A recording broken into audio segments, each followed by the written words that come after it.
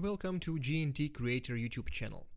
Today's topic is the parameterization and data-driven testing in JMeter.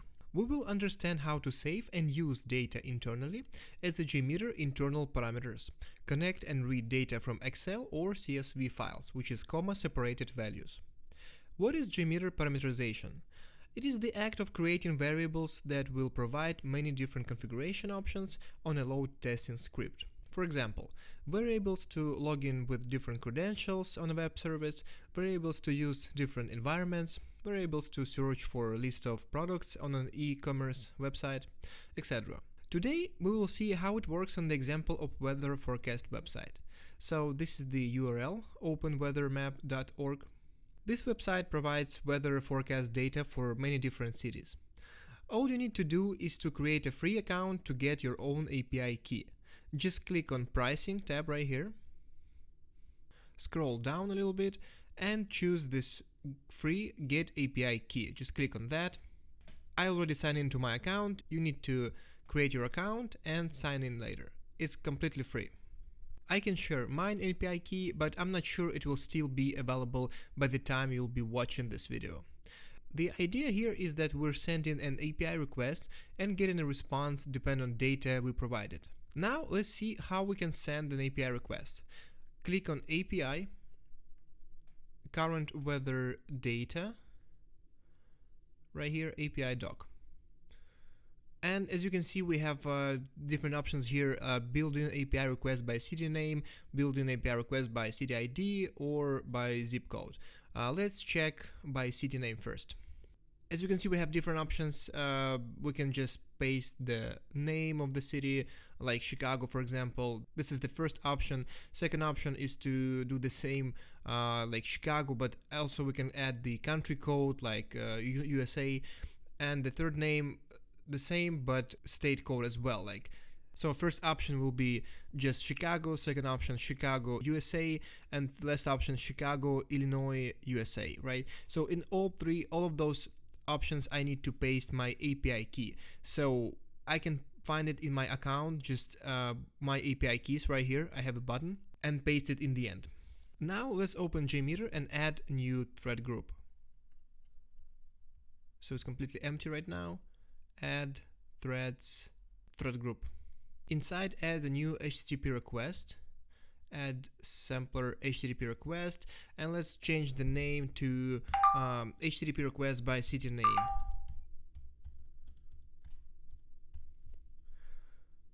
So here we're gonna send our API request based on city name, and we need one listener to see the result.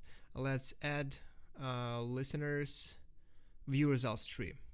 Next step, we need to copy and paste an API request from a website. Let's open our website, let's copy the first API call and paste it to our JMeter, to the HTTP request by city name right here, to the path. We need to delete first part HTTPS, then the URL, delete from here and paste as a server name or IP. Then we have two options here. You see we have city name and API key. So let's paste our API key. Like I already say, I'm gonna use mine, but it's supposed to be unique, so please use your own API key. Let me open my JMeter and paste it. I'm gonna delete curly braces and API key word. So this is my API key, and I need to delete city name and just type Chicago. So we have different options, right? So we can paste our app ID or any other parameters directly here, or we have parameters tab right here, so we can just add it underneath. Let me show you how it works. So we have app ID and the actual API key. To delete it from this line and add it as the parameters, we can simply click on add in the bottom. You see we have an empty field here. Then let's cut my API key and paste it as a value, and the name supposed to be app ID. Paste it here. Now let's delete it from the line. Clear all, save, and run the test. And check the result. Our request was sent with no issues. So if we can click on response data, this is the data with all the information related to the weather in Chicago, like temperature, humidity, pressure, etc. Now let's add another request and change the name to city ID. So we have by city name, and let's add sampler HTTP request by city ID. So this is another option how we can find the data about actual weather about the city. Let me drag it on top of my report. Let's open the website, go back to the previous page, by city ID right here, and we have an example. If we scroll down a little bit, we have the city ID as an example. Let's copy that number and paste it. Let's leave it in comments for now.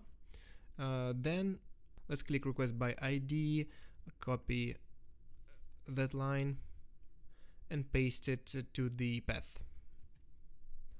Again, delete HTTPS, we don't need that. Paste the domain name to the server name, and we have city ID and API key. API key we can copy from the previous request, and let's leave it here, just in this line. Then we have city ID, so we have it in our comments. Let's cut it from here and paste it instead of city ID. Alright, looks good. Let's clear all, save and run again, and open the report. As you can see, it works pretty good. So we have the response status code 200. It means everything works good, no issues. And the response data, we have the name of the city and all the information related to the weather in this specific city. So the idea here is the same, right? But in first case, I'm sending the request based on the city name, and in the second one, just by the city ID.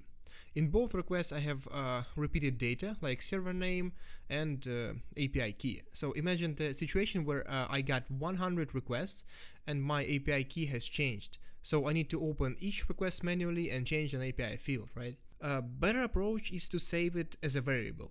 Let me show you how it works. Let's right click on the thread group, add config element right here, user defined variables. Let me find it. User defined variables in the bottom. I will create a couple variables and they will be visible inside this specific thread group. Alright, so let's create a couple variables. So first one is gonna be city name. So let's click add here, double click on name, city name. Let's add another one, city ID. Another one is app ID. Alright, so let's paste an app ID from here.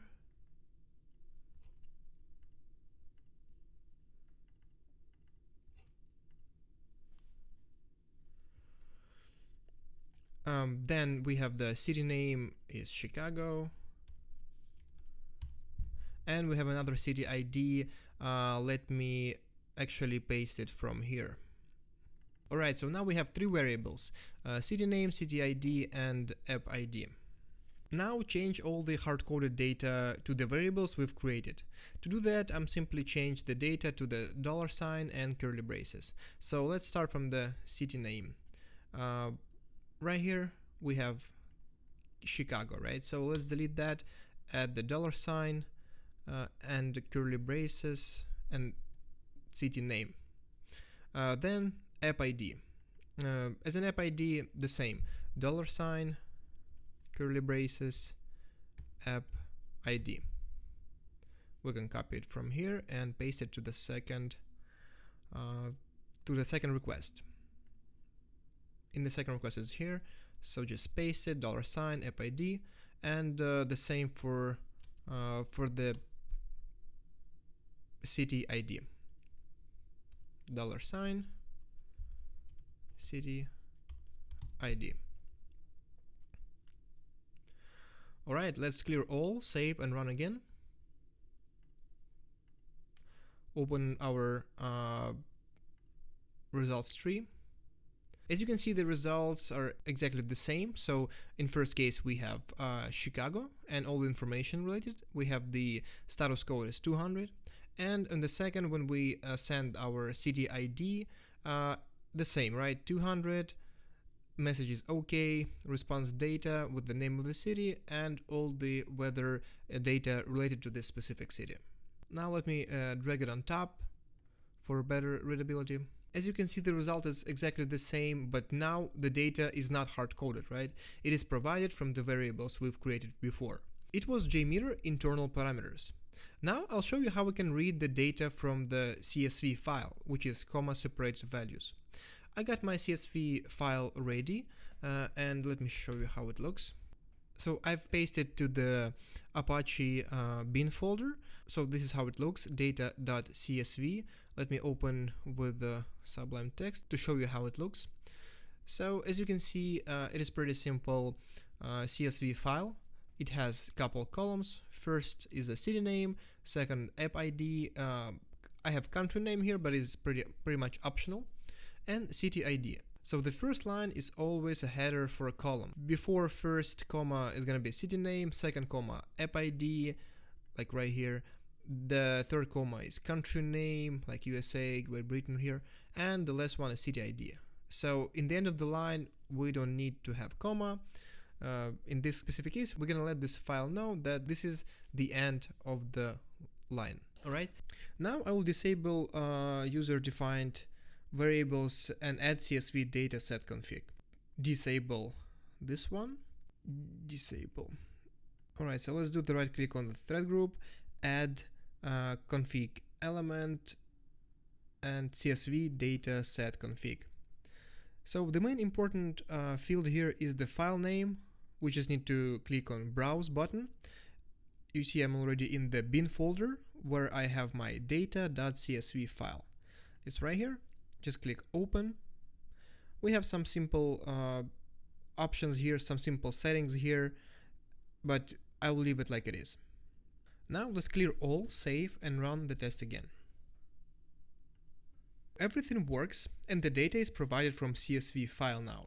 As you can see, we have Chicago in the first request, in the second request again Chicago, because we use the city ID, and current city ID here is Chicago. So currently we run the test only once against the first line of our CSV file. The request we send is always about Chicago. What if we would like to run all the lines we have in our CSV file? We're gonna need to open a thread group, click on that, and change loop count to number 2, because we have 2 lines. So the first line, like I already said, is just the headers, and we have 2 lines of data. So to run those 2 lines, we need to change the loop count to number 2. So first iteration or circle will run information about Chicago, and the second line, the second iteration will be about London. Let's clear all, save, and run the test again. Open the view results tree. So we have 2 loops. First one is about Chicago, right? Open the first request, Chicago. Second request in first loop is about Chicago as well. Then the second loop by city name, London right here, and London. Do you see? So this is basically how we can implement data-driven testing with CSV file in JMeter. I hope it is clear for you now. If you have any questions, you can always leave a comment below. If you like this video, please hit your thumbs up and click that subscribe button. It was JNT Creator. See you in new videos. Bye.